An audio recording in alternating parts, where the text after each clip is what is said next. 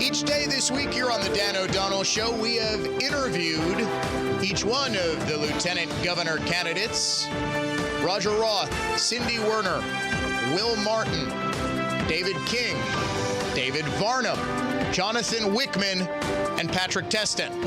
Right now, we finish up our series by talking with Kyle Yudes. He is a candidate for lieutenant governor running for the Republican nomination. He joins us now live on the phone. Kyle, welcome to the Dan O'Donnell Show, sir.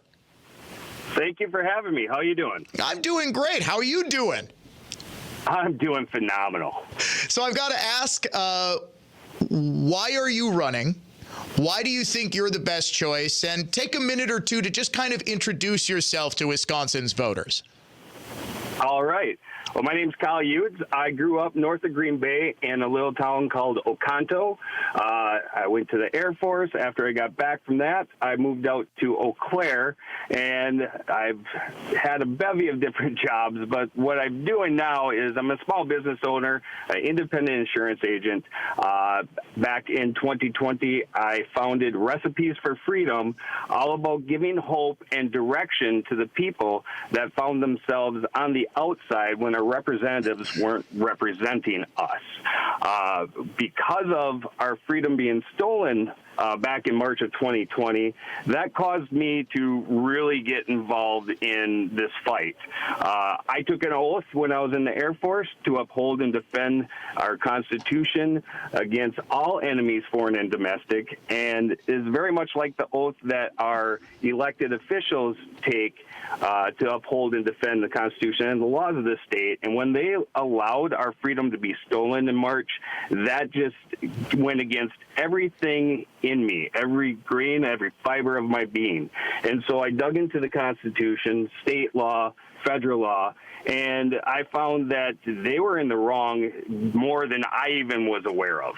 And so I started teaching not only some of the clients I had, but others how to stand up and not wait for government to rescue them, because let's face it, that's never going to happen. It's up to we the people to take this into our own hands, and that's just what I did. I started helping businesses open back up during the pandemic to full capacity. I started going around Wisconsin, Minnesota, teaching the Constitution, Wisconsin law, Minnesota law, federal law, and empowering people and inspiring them to, again, not wait for government. I helped create over 50 different patriot groups through the U.S., or through Wisconsin, over 70 through the U.S. I was writing public comment for school boards, county boards, city councils, fighting the health ordinances and city council ordinances. I was helping parents fight for their rights for in-person learning, fighting against CRT, SEL, mask optional. I was actually backing the badge, and I'm not just giving lip service because it's so easy to say, yes, I back the badge, I stand for military. Over the last 2 years, every chance I get, I talk about Life Coins, which is a support and suicide awareness program for our law enforcement, our corrections officers, our first responders, our military, and our vets. It's been saving lives all over North America. I also, when people were going to talk about, let's go start another party, I said, no, we have a great party. We just have some bad people in charge of it. If you don't like your county party, get involved, become a member, make it what our founding fathers of the party designed it to be about, freedom. And because of that, now I'm not saying I'm the reason, but I'm a huge reason why we had record numbers at our state convention this year. People that said we're done voting, I encouraged them not to be, in fact, to overwhelm the system and to get involved again, because if we have 86% or whatever the number is of Democrats running our polls, what do you think is going to happen? So we had record numbers signing up and committing to become poll workers and poll watchers. I've also inspired a lot of people to run for office, especially local office. I've helped write public accommodations, the religious and medical accommodations. I help people that had a legitimate reason why they couldn't wear a mask go get their groceries. I help vets who are being trespassed from places like Menards. I've been actually in this fight, and it wasn't for a potential run. It was just to get our freedom back. So when you look at everybody in this race, and there's some great people in this race, none of them stood up for us. None of them actually have results with common sense solutions like I have. Well, wait a second. That's not entirely true. There are 2 state senators in this race who were part of the lawsuit that actually did end Governor Evers' safer at home order. Well, I'm glad you brought that up, because did you know there was 5 resolutions brought forward before it was Senator Nas that signed on to actually do that? So Senator Test and Senator Roth both had plenty of opportunity to stand up for our freedom, and they failed us. And now they'll be the first to blame Tony Evers for the inflation, which, yes, he has a lot of blame to be given. However, had our Republican-led legislature stood up and ended this, we wouldn't have had the businesses closed down as long. If they would have stood up and said, hey, wait, we have to get people back to work, we wouldn't be in a lot of the situations we are today. So if they were going to stand up for us, I wouldn't be in this fight. The fact of the matter is they were nowhere to be found. Except they actually did end the safer at home order with their lawsuit, though. But how long did it take? It shouldn't have took 5 Mid-May? resolutions. They should have stood up and said right away, hell no, especially Roger Roth, who is a member of the military, who's took the same oath I did, and he didn't. And that bothers me, and that should bother everybody.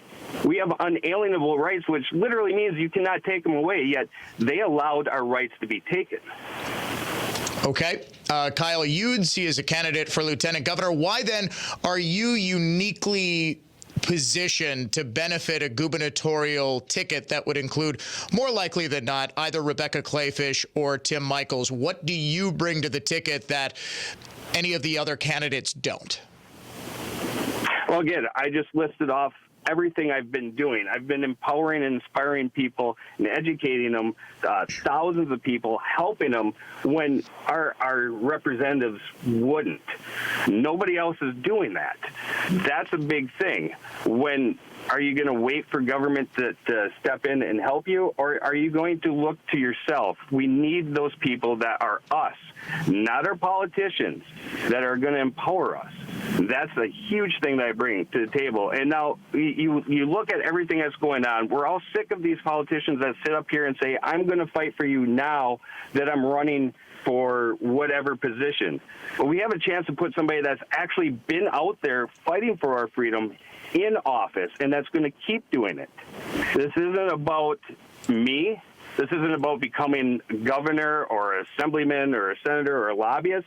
This is about getting our freedom back. And if we can do that in 4 years, I'm out. I don't need to be in office to hang on and get any recognition. What I need to be doing is enjoying freedom and with other Wisconsinites doing the same thing. So back to the whole part of speeches versus action, everybody's giving us these talking points. They want to cut DPI or gut DPI. Great. How are you going to do it? Nobody has a plan. Well, Roger Roth came up with a bill, conveniently enough, after he got into the lieutenant governor race. But other than that, nobody's put out a plan. I put out a 5-point plan just on how to do that. And when people say, hey, we're sick of the internet censoring us or social media censoring us, great, what are you going to do? Nobody's addressed that. I put out a freedom of speech online bill to address that issue. We need people that are looking forward and not just giving talking points. Kyle Yudes, candidate for lieutenant governor, joining me here on the Dan O'Donnell Show. Very quickly, sir, because we do have to keep an eye on time. How would you use the role of lieutenant governor to promote your freedom agenda?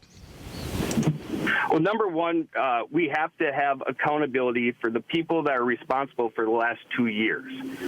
I plan I have a 60-day plan, actually, to work with the governor on doing just that. A big part of that is if we don't have those people held accountable, it doesn't matter. We could have Donald Trump as our governor, but if we're going to allow our rights to be violated, the laws to be violated, they're just going to keep steamrolling us.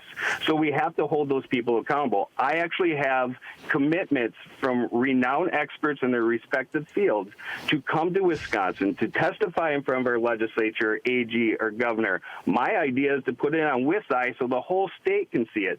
They'll provide truth, fact, and evidence to what was wrong, why it was wrong, who should be held responsible, and why.